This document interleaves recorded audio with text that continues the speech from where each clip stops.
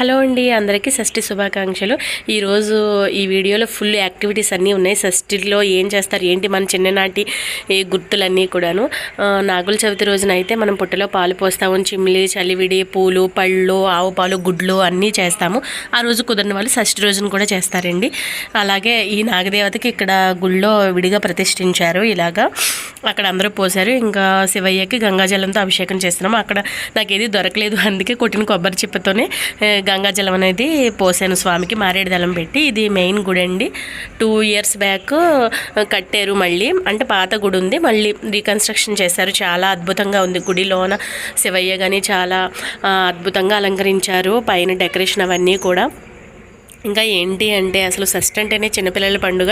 Exhibition కానీ చిన్నప్పుడు రంగుల రాట్నాలు ఇవన్నీ ఉండేవి. చాలా ఫస్ట్ జీళ్ళు, స్వీట్లు, బొమ్మలు ఇవే షష్ఠి వస్తే చాలు ఎక్కడికి తీసుకెళ్ళి అది కొను ఇది కొను అనేవాళ్ళు. ఇక్కడ కూడా ఇంకొక స్వామివారు ఉన్నారు. ఇదంతా గుడి ప్రాంగణం అండి. చాలా అద్భుతంగా ఉంది. మళ్ళీ షష్ఠి రోజున ఏంటంటే సుబ్రహ్మణ్యేశ్వర స్వామికి కళ్యాణం చేస్తారు. ముందు రోజు అంటే బిఫోర్ నైట్ చేస్తారు. అక్కడ అది కూడా గుడి ప్రాంగణంలో చేశారు. ఇక్కడ అందరూ భక్తులు కూర్చోవడానికి ఇలాగా. ఇంకా ఈ కోలాటం అనేది ప్రదర్శించారు. అసలు కోలాటం చూడగానే నాకు మా 9th క్లాస్ డేస్ గుర్తొచ్చినాయి. ఎందుకంటే అప్పుడు వేసిన మా కోలాటం స్టెప్పులు అవి కూడా అన్నీ గుర్తొచ్చి చాలా సంతోషంగా అనిపించింది.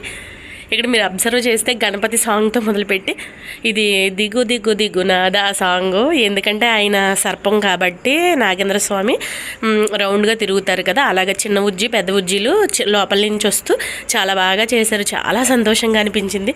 ఇటువంటి అన్నీ మళ్ళీ మనం ప్రాణం పోయాలి ఇటువంటి యాక్టివిటీస్కి. చూసారు ఇందాక స్వీట్స్ అవి అన్నాను. ఇంకా జీళ్ళు వచ్చేసినాయి. జీళ్ళు మాత్రం ఫేమస్ మన సైడ్, చాలా బాగుంటాయి.